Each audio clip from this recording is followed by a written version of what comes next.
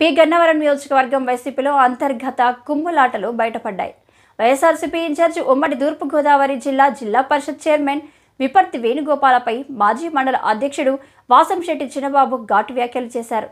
ఈ క్రమంలో వైసీపీ పార్టీకి అంబాజీపేట మాజీ మండల అధ్యక్షుడు వాసంశెట్టి చిన్నబాబు, ముక్కామల గంగలకుర్రు సొసైటీ చైర్మన్లు, ఇటుకలమ్మ దేవస్థానం చైర్మన్ వాసంశెట్టి చిన్నబాబులు పార్టీకి రాజీనామా చేశారు.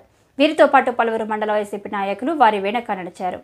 మిమ్మల్ని ఆహ్వానించడానికి గల కారణం మరి ఏదైతే నేను మీడియా అందరికి కూడా డిసెంబర్ నెల 20వ తారీఖున మరి మన స్థానిక ఎమ్మెల్యే కొండేటి చిట్టిబాబు గారి విషయంలో మరి అధిష్టానం సరైన నిర్ణయం తీసుకోకపోతే మేము రాజీనామా చేస్తామని, పార్టీ అధ్యక్ష స్థానానికి రాజీనామా చేస్తామని మరి చెప్పడం జరిగింది.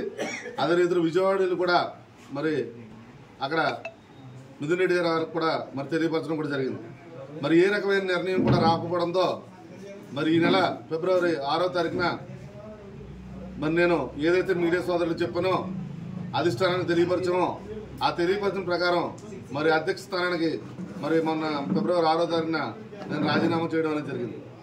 నేను రాజీనామా చేస్తాను, పార్టీకి ఎంతో వెచ్చించి మరి రాత్రి పౌరులు మరి కష్టపడి చేసినా కూడా మరి ఈరోజు మొన్న 6వ తారీఖున అధ్యక్ష స్థానం చేసిన తర్వాత రాజీనామా చేసిన తర్వాత ఇక్కడ ఉన్న ఇన్ఛార్జిగా రావచ్చు, ఈ నియోజకవర్గంలో ఉన్న రాష్ట్ర జిల్లా నాయకులు ఎవరైనా సరే కనీసం దేని చేస్తాం ఏం చేస్తాం అనేది కూడా మరి ఈ ఇన్ఛార్జి గారి ద్వారా కానీ ఈ ఇన్ఛార్జి గారు కానీ ఎవరు కూడా వచ్చి కనీసం అడగలేని దౌర్భాగ్యం ఈ పార్టీలో కనపడుతుంది. అంటే ఈ పార్టీ పెద్దలు మరి మిథున్ రెడ్డి గారు అవ్వచ్చు, లేదా ఇక్కడ ఉన్న లోకల్ ఇన్ఛార్జ్ అవ్వచ్చు, ఎలా ఉందంటే నిజానికి పార్టీలో పని చేయించుకున్నంతకాలం పని చేయించుకుని ఖర్చు పెట్టించిన కార్యదర్శి మరి వారు ఇష్టమండ.